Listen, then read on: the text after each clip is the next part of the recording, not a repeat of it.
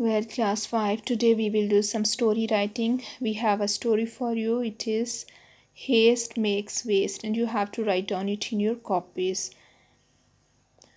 Once there was a hunter. He had a beautiful hound. One day he went for hunting. He left his hound at home with his son. When he came back, he did not find his son. The hound was all blood stained.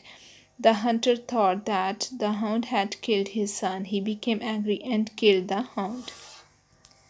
After some time, his son came out of his room. He told his father that a hungry wolf had come into the home, but the hound killed it and saved his life. Hearing this, the hunter began to cry at his haste in killing the faithful dog. The moral of the story is haste makes waste. Thank you.